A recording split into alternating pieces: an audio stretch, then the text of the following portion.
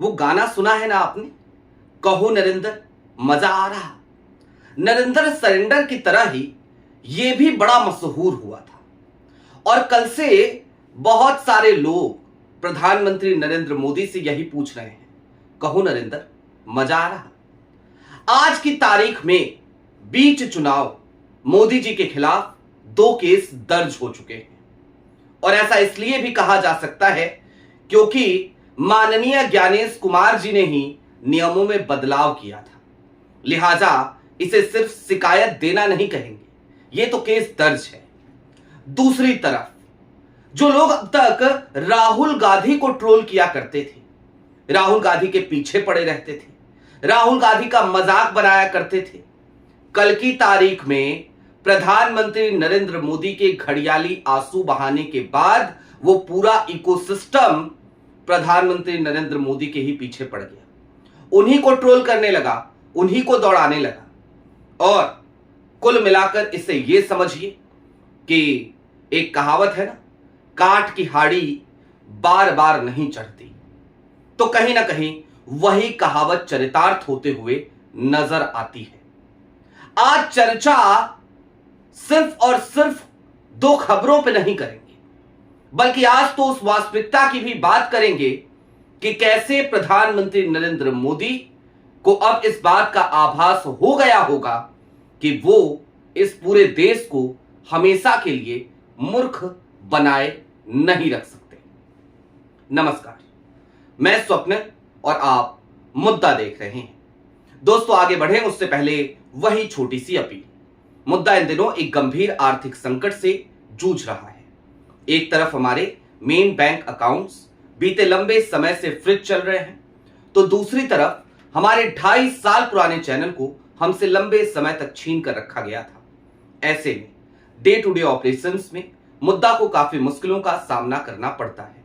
लिहाजा आपसे गुजारिश है, यदि आप चाहें तो स्क्रीन पर दिख रहे QR कोड या फिर के नीचे दिख रहे UPI नंबर्स के जरिए मुद्दा की छोटी छोटी मदद जरूर कीजिएगा, ताकि हमारी बेबाकी यूं ही बरकरार रहे।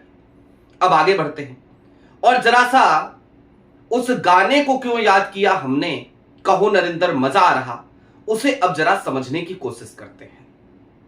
अक्सर एक बात कही जाती है कि जो दूसरों के लिए गड्ढा खोदता है वो खुद उसी गड्ढे में जाकर गिर जाता है।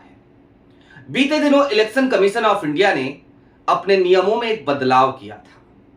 नियम यह बदल दिया था कि अब से आचार संहिता के उल्लंघन पर नोटिस नहीं दिया जाएगा, बल्कि वो केस सीधे दर्ज होगा, FIR होगी, जांच होगी और सलाखों के पीछे भी जाना पड़ सकता है। अब नियम तो ज्ञानेश कुमार ने बदला होगा कि अपोजिशन के तमाम नेताओं को इसी नियम से, इसी चाबुक से हाका जाएगा, डराया जाएगा, धमकाया जाएगा। असम चुनाव के दरमियान पवन खेरा के साथ क्या हो रहा है या फिर कि मल्लिकार्जुन खड़गे साहब के साथ क्या हो रहा है, ये हमने देख लिया। लेकिन अब ज्ञानेश कुमार के इस बदले हुए नियम ने ज्ञानेश कुमार के लिए ही मुसीबत ला करके खड़ी कर दी। जी हां, एक नहीं 2 केस दर्ज हो गए और एक केस तो बकायदा ऑफिशियली दर्ज हो गया। कैसे हुआ, आपके स्क्रीन पर जरा मैं सबसे पहले केस का जिक्र करना चाहता हूं। इस देश के एक जिम्मेदार नागरिक हैं अमित मेहरा, उन्होंने एक कंप्लेन फाइल करी है।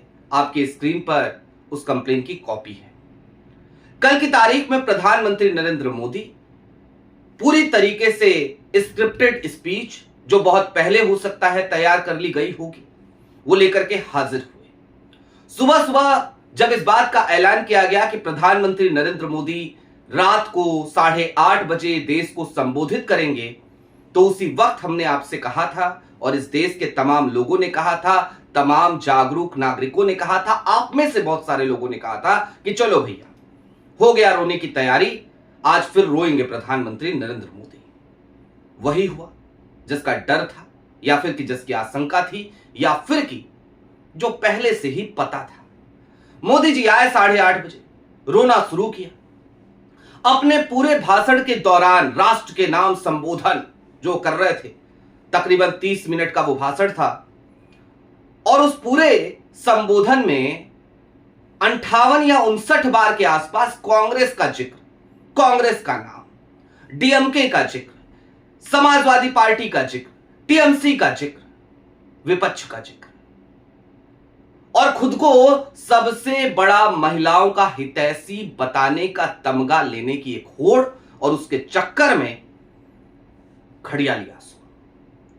लेकिन अभी पश्चिम बंगाल में चुनाव चल रहे हैं, अभी तमिलनाडु में चुनाव चल रहे हैं, पुडुचेरी में चुनाव चल रहे हैं, और आचार संहिता लगी हुई है 5 राज्यों में अभी तक। ऐसे में जब प्रधानमंत्री नरेंद्र मोदी इस तरीके से रो रहे थे, तो फिर शायद एक चीज वो भूल गए। राष्ट्र के नाम संबोधन था तो ठीक है, आप गैस सिलेंडर को लेकर के बात करते। स्ट्रेट ऑफ होर्मुज से कल जब भाग्य लक्ष्मी नाम का एक जहाज गुजर रहा था, उसके ऊपर जब हमला हुआ तो उस पर बात करते। लेकिन आपने उन तमाम स्थितियों पर कोई बात नहीं करी। आप चुनावी मुद्दों पर आ गए, और वो भी कैसे आए?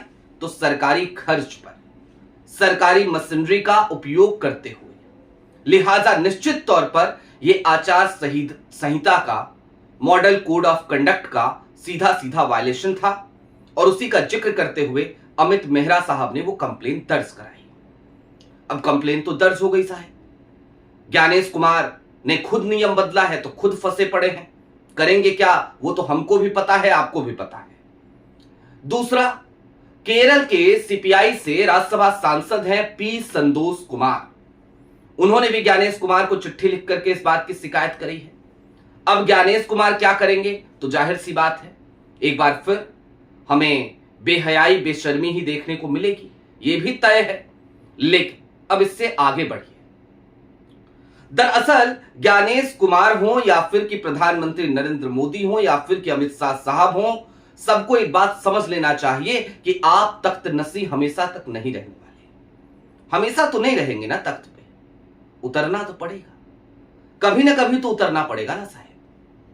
और उतरना पड़ेगा तो क्या हस्र होगा, उससे डरना चाहिए। और इसलिए डरना चाहिए क्योंकि आज जब आपका इकोसिस्टम ही आपके खिलाफ खड़ा हो गया है, तो फिर आप सोचिए कि आपकी दशा और दिशा क्या हो चली है। और मैं जिस इकोसिस्टम की बात कर रहा हूं, जरा आप उस तरफ चलते हैं। अभी मोदी जी के उस लाइव के दौरान और क्या क्या हो रहा था उसका भी जिक्र करूंगा मैं, और आज न्यूज लॉन्चर पे बड़ा अच्छा प्रोग्राम भी हुआ उस पर। लेकिन उससे पहले हर्षवर्धन त्रिपाठी का एक ट्वीट है आपके सामने। सीधे तौर पे हर्षवर्धन त्रिपाठी लिखते हैं, क्या लिखते हैं? सीधे तौर पे वो कह रहे हैं कि भाई प्रधानमंत्री नरेंद्र मोदी के भाषण में कुछ भी नहीं था आज, उस तरीके की बात ही नहीं थी जो पहले होती थी। पहले पसंद किया करते थे मोदी जी के भाषण को, हमने तो हालांकि कभी सुना नहीं वो नोटबंदी वाले के बाद से, और इसलिए नहीं सुना क्योंकि हमको पता है कि मोदी जी अब कुछ नहीं करेंगे। आए हैं अगर रात को तो देश को कोई ना कोई शौक जरूर देंगे, तो भैया वो शौक हम बाद में ले लेंगे। लाइव सुन के वो शौक लेने का खतरा मैं नहीं झेल सकता, भाई मेरे अंदर ये पेशेंस नहीं है। लेकिन हां, हर्षवर्धन साहब को चिंता हो रही है कि क्या हो गया है मोदी जी का करिश्मा, मोदी जी का जादू। और हर्षवर्धन कौन है? मोदी जी के इकोसिस्टम के आदमी हैं। टीवी डिबेट्स में देखिए हर्षवर्धन त्रिपाठी को, तो आपको समझ में आएगा कि भैया ये लोग खुद के नाम के आगे जब पत्रकार लगाते हैं और सत्ता के पैरोकार और पक्षकार बन जाते हैं, तो फिर इन्हें तो चुल्लू भर पानी में डूब मरना चाहिए। लेकिन इनकी चिंता जग जाहिर है। अब मोदी जी कल जब लाइव आए 8:30 बजे, तो उनके यूट्यूब चैनल पर और उनके ट्विटर हैंडल पर दोनों पे लाइव स्ट्रीम चल रहा था। हमने वो लाइव नहीं देखा, हमने म्यूट कर दिया। तो उसमें हम जब कमेंट्स में गए तो कुछ लोगों ने तो यहां तक लिखा कि मैं तो सिर्फ कमेंट पढ़ने आया था, बड़ा मजा आ रहा है। ट्विटर गजब हाल, ट्विटर पे भी तमाम लोगों की तमाम बातें। कोई कह रहा है मणिपुर पे कुछ बोलिए, कोई कह रहा है पीएम केयर फंड पे कुछ बोलिए, कोई कह रहा है स्ट्रेट ऑफ होर्मुज पे कुछ बोलिए, कोई कह रहा है अच्छा आज की भाषण का मतलब था कांग्रेस कांग्रेस कांग्रेस कांग्रेस कांग्रेस। तो कोई ये कह रहा था कि मुझे तो लगा वॉर होने वाली है, यहां आया तो पता चला कि मोदी जी फिर से रो देंगे। एक दर्शक ने तो यहां तक लिख दिया, मोदी जी का ही दर्शक है, पूरा सनातनी है, कट्टर सनातनी, उसने जाकर के पता है क्या लिखा, जो हमारे कमेंट बॉक्स में आके गालियां देता है, एक ऐसा भी शख्स है, वो हमेशा कमेंट करता है, तमाम चैनलों पे जाके करता है। कल वो लिखता है, मोदी जी आप बचपन में जो घड़ियाल लेकर के आए थे उसके आंसू आपने चुरा लिए क्या? यानी कि पूरा का पूरा इकोसिस्टम कल मोदी जी को दौड़ाने में लगा था। लेकिन हद की बात है, हद की बात है, इतना सब कुछ हो गया ना, रो लिए, गा लिए, आज भी खूब नौटंकी चल रही है। अलग अलग जगहों से खबर आ रही है कि भारतीय जनता पार्टी भाड़े पे लोगों को ले जाकर के और खूब विरोध प्रदर्शन करा रही है, कुछ लोगों को गुमराह करके विरोध प्रदर्शन करा रही है। और इस तरीके की तमाम खबरें जब अलग अलग जगहों से आती हैं तो समझ में आता है कि ये किस तरीके की घृणित, तुच्छ राजनीति करने वाले लोग सत्ता में बैठे हुए हैं। देखिए, मोदी जी हमारे भी प्रधानमंत्री हैं और कड़वे शब्द का इस्तेमाल करते समय हमें भी दुख होता है, लेकिन क्या करें, हम उस गाने की तरह नहीं चल सकते ना कि जो तुमको हो पसंद वही बात कहेंगे, तो दिन को कहो रात तो रात कहेंगे। अरे नहीं कहेंगे भाई साहब, हम तुम्हारे कहने से ना दिन को रात कहेंगे, ना तुम्हारे कहने से रात को दिन कहेंगे। हम वही कहेंगे जो तथ्य होगा, जो सही होगा। और मोदी जी आपकी भक्त मंडली भी आज वही कह रही है, जो तथ्य है, जो सत्य है। लेकिन उसके बावजूद अगर आपको कुछ दिखाई नहीं दे रहा है, आपकी आंखों पे पर्दा पड़ा हुआ है और आपको लग रहा है आप बहला ले जाओगे, फुसला ले जाओगे, या फिर कि आपको लग रहा है कि आपके पास ज्ञानेशा शस्त्र है, ज्ञानेशा अस्त्र, जो उसके पिटारे से ज्ञानेशा देश निकलेगा और आप बार बार बचे रहोगे, तो याद रखिए, इन तमाम चीजों से आप कुछ दिनों तक और सत्ता में रह सकते हैं। हो सकता है एक कार्यकाल और मिल जाए आपको, लेकिन मोदी जी दिलों से जब कोई उतर जाता है ना, और उसके बाद भी वो कुर्सी पे चिपका रहता है, तो फिर याद रखिएगा,